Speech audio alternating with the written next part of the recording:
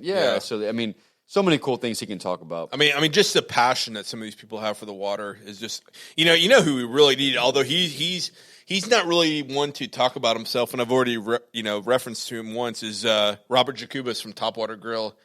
Oh, yeah. I mean, he's the owner. Oh yeah, he's the owner. So yeah, Jan Bazzoni has told me to get a hold of him. Yeah. And a few people, Dude. And so they're all tied in together. You know who actually almost introduced me to him was the owner, Murray.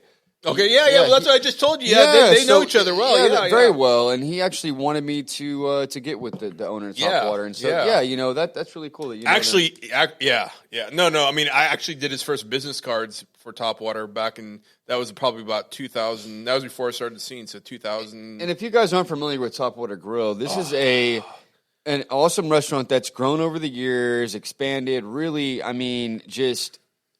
not like they've always been awesome, but it's just a really good venue. Yeah, well, it started out, it's actually a seafood business that, and the whole thing is we hook it and cook it, which is actually a concept that my wife came up with back, 20 years ago for them. Well, good, man. Good and the for her. funny thing is Robert actually used to be, I mean, he grew up in, it's so funny. I mean, there's like a how they say there's like a Bill Walsh coaching tree.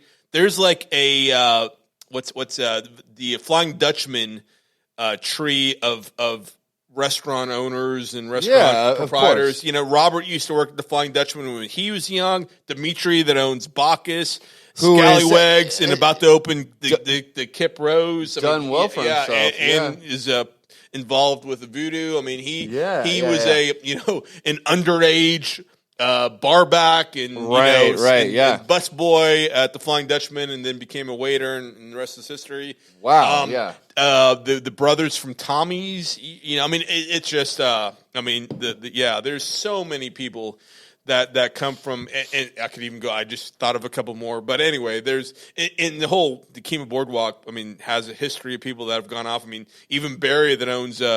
T-Bones, Tookies, and Tookie Seafood used to be the GM. As I always look around, T-Bone, Tommy's. I mean, everybody loves it. T-Bones and Tookies, yeah. His story is really cool too. Yeah. He was the manager of Landry. Yeah, he was I think he was actually the GM of the entire Kemah Boardwalk. Sure, yeah, probably at one point. And also was on the very first cover of the Scene magazine. It was 2002. No way. It was him on one side, and it was Alan Franks back at the old Seabrook Beach Club, which, of course, he's Crazy Allen's now. You always do the double side. Yeah, always. From day one. That was the deal. Double-sided, man. Double-sided. I love it. Confused the hell out of the printer, Oh, they probably hated you. Oh, yeah. No, I love it, though, man. It's, I think it's incredible. Yeah, well, you got to come up with something new, right? I mean, at that point, I was already doing the Mariners Log, the Sports Edition, the Baycomer. So if I was gonna finally do my own magazine, because I'll be honest, a couple clients stopped paying me, but I was gonna it was gonna be creative, and there was gonna be some unique things about it to separate it from anybody else, and it has worked. The rest is history, man. I'm a proud, cover. Been on the cover. A just incredible magazine. Followed you for years, man. I mean, love working with you. Love what you got going on with this area. Like I said, we are so happy that we've been able to be on that cover and be featured in the magazine. Oh, I appreciate the kind words, man. Yeah. No, we feel like we're a perfect fit, and man, we love the Scene magazine. So, man, I mean, and I was so excited, and I think I'm not sure I told the story on this podcast, but I've had you on my other one a couple times. But I just remember sitting in one of the media boats at one of the Texas Outlaw Challenges, and all of a sudden there's this dude surfing in Clear Lake without any kind of waves. I'm not sure how he's doing it. Yeah, I'm like, what the hell is this, dude? What's this? I mean, if there's one thing that was like, because they always say like by 2018, I think it's probably 2018 when I met you. Yeah. Yeah, by 2018, we're supposed to have cars that float and different things. Oh, yeah, hoverboards and all that. Yeah. Well, if there's one thing that lived up to the hype, it was JETSURF boards, man. Because I'm like, how the hell is that guy racing across Clear Lake, jumping, the wakes of other boats, without, I'm like, what's he tied to? He's not grabbing on anything? I mean, there's no wires. What the hell's going on? Man, I really, really, really respect John and what he does for his clients, because I can tell you what he did for my business.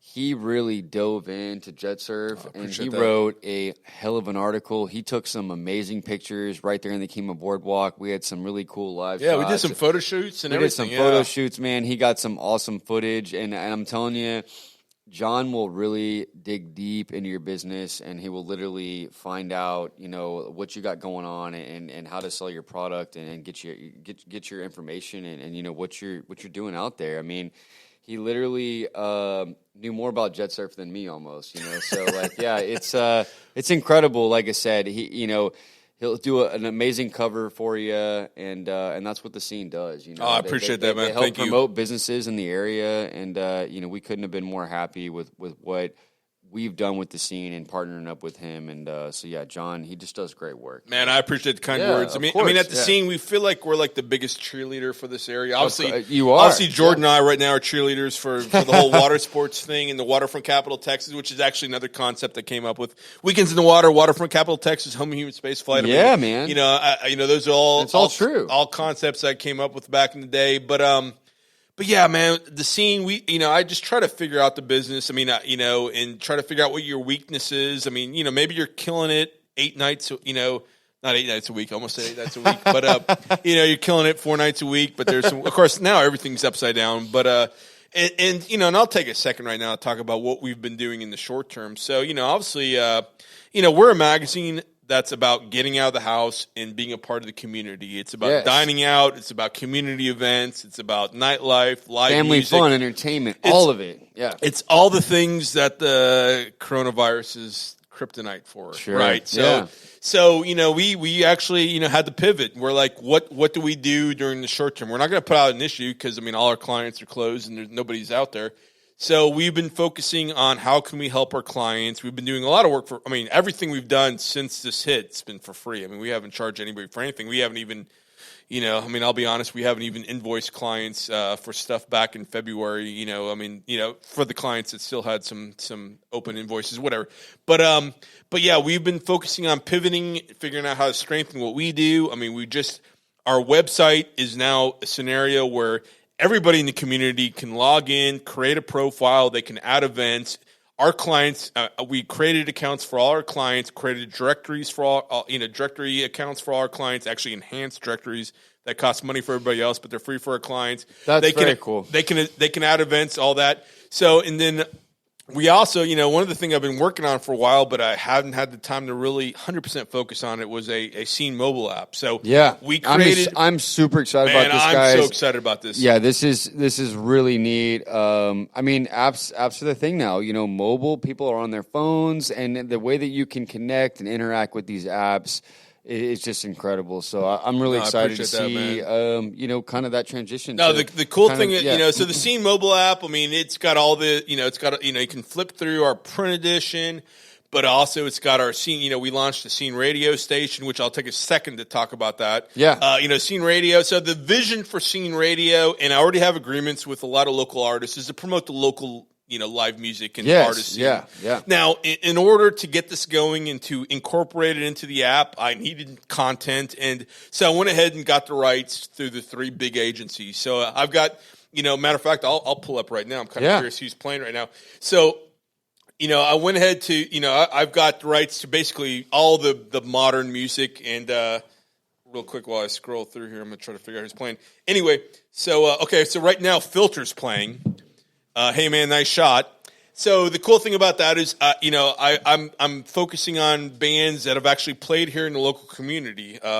Apparently, next step's going to be Tonic, who played at Moody Gardens. As a matter of fact, you talked about Moody Gardens. One of my favorite shows there ever, which was a scene show that we were involved with Moody Gardens back, probably 10 years ago, was Tonic opened up for the Bengals.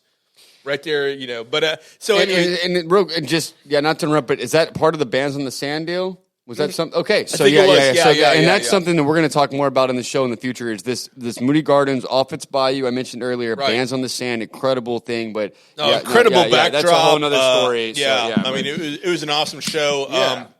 But anyway, so the Scene Radio. So right now, we're kind of focusing on bands who've played in the area. So, I mean, which is obviously a lot of Scout Bar bands, but also, like I said, some bands from Moody Gardens. I mean, but local favorites. I mean, yeah, people local love favorites. these guys. But the goal is to move beyond that and Shark to be Attack. yeah, exactly. I mean, it's really to work in more local bands. Yeah. I mean, that's because I mean, let's face it. I mean, you can listen to all the national acts anywhere, but right. We're all about promoting local. So yeah. But I had to get the app going. Had to get the station going. I mean, you can listen to the Scene Radio right now at scenemagazine.com.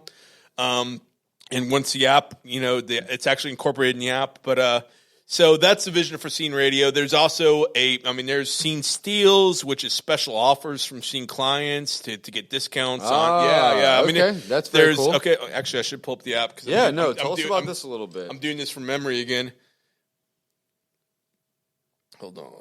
Boom. It loads quick. The cool thing about this also is I can make updates in it. But anyway, okay, so Scene app was the vision, right? Is to have an app that so it opens up at a directory, right? So the directory, I'm showing Jordan right now what the directory kind of looks like. Yeah. So the directory, it's restaurants, bar clubs, attractions, hotels, automotive, beauty. Let me just kind of interface here. Yeah. So yeah. So kind of like click there. All right. You get all different. Yeah. Oh wow, yeah, man, you got everything on here.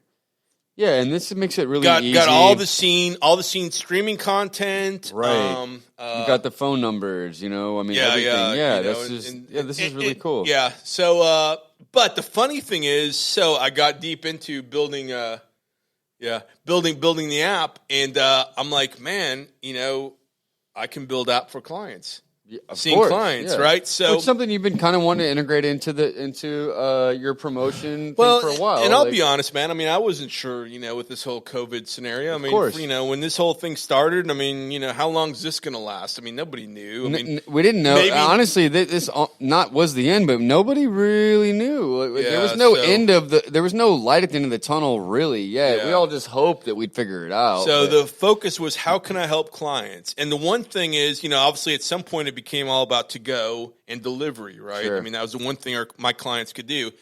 So, and I've had some clients, kind of break down the margins for some of these delivery services, and stuff. Nothing against them. I mean, they're, but I'm like, can I empower my clients so where they don't have to go through a third party, where they own it? It's their own app. They can do transactions on it, and they're not paying any piece to anybody else, right? So that's and that's something I can do. I mean, I can literally now build through the Scene Mobile Studios. It's called scenemobiles.studios. But anyway, apps for clients where they can take orders, they can do delivery, they can actually do transactions. I mean, and they're not having to pay Grubhub or Uber Eats. And I wasn't going to name anybody, but yeah. Sure. Well, we all know who they are. Yeah. But I mean, they were going to get to keep all of it. I mean, I was just going to charge them, some kind of monthly fee that made sense. But you sell two things. I mean, you sell a couple, gyros. You're good. Yeah, that's awesome. So yeah, that's kind of the vision. And then also you can order. They can offer loyalty, the loyalty program, discounts. And it's got a content management system where the client can log in if they've say they've got extra steaks one night that they prepared that weren't sold 2 hours before closing. They can go on. Send push notifications to the people who have the app and tell them what this discount is. I mean, it's really endless. And they're communicating directly with their clients, and there's no third party involved. Yeah, I think there's great to have. There's always a need for a service, but every now and then, you can do it yourself. There's some things you can't do yourself, and there's certain things you can. And like you said, I think that they can kind of integrate themselves into their own apps instead of having to use those third parties. And the CMS, the content management system, is key because they can update the prices, they can upload photos, they can add entire tabs and pages. I mean, they can control their destiny. I mean, I started developing websites for clients back in '96. Yeah. And back then, everything had to go through me. I mean, if a yacht broker or a realtor raised the price of a listing, I mean, they had to call me and I had to go and do the HTML code. Yeah. So, it's a little bit more user-friendly. Now it's kind of more like, I mean, now you can, with WordPress, I mean, in different content management systems with websites, clients can actually take control. But that's relatively new. And this with apps is cutting edge.